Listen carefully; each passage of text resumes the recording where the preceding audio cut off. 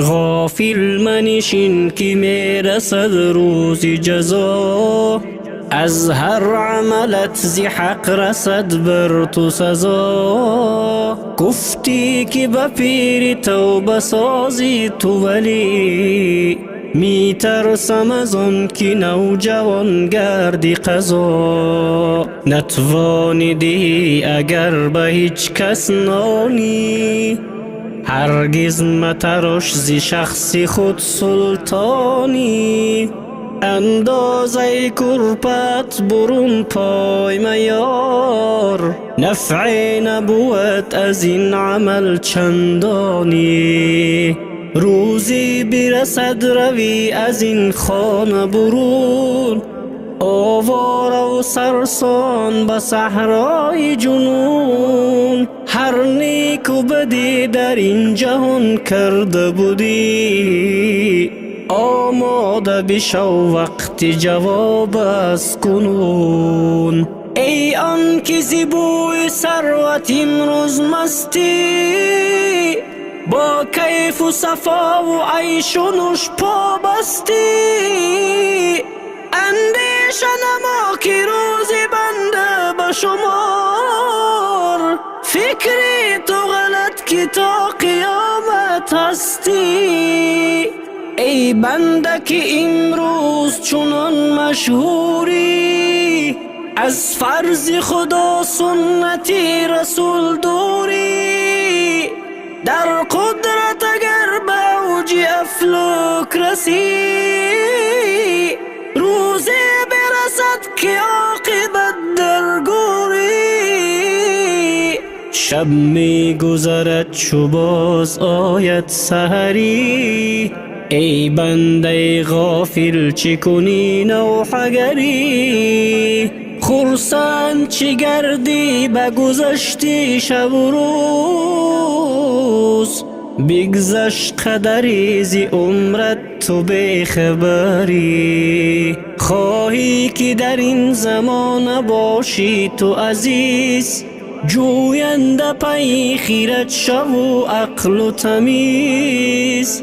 با مقصدی آزار کسی رنج مبر، تا بد زی پست کسی نگوید هرگیز.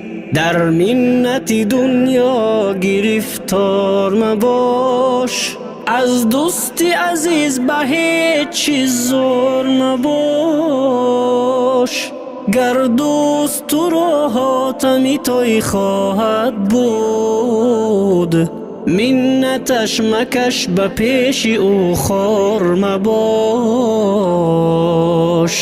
یا رب تو یگانه خالقی ارض و سما، بین مای رحم تا نروم رای خطا.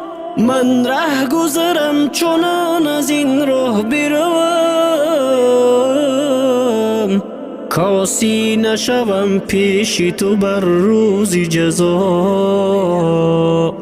ای بنده بکش تا ز گناه پاک شوی، در علم زمان تو به افلاک شوی.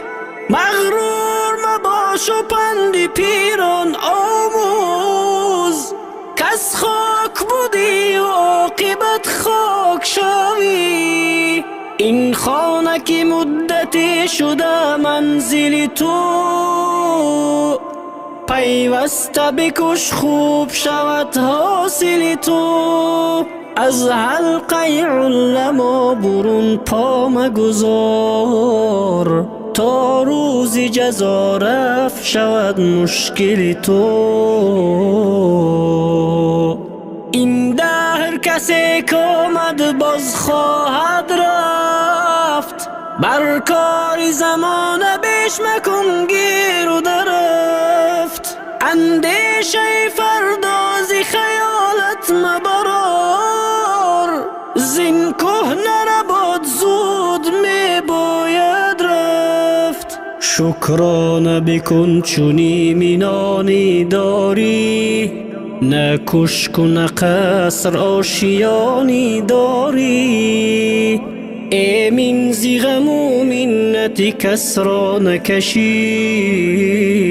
ای بنده بدان چی خوش جهانی داری.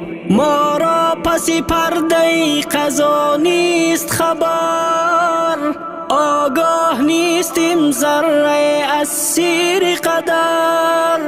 بیماره ما کشیده نقاش ازل، بیهوده من و تو میخوریم خون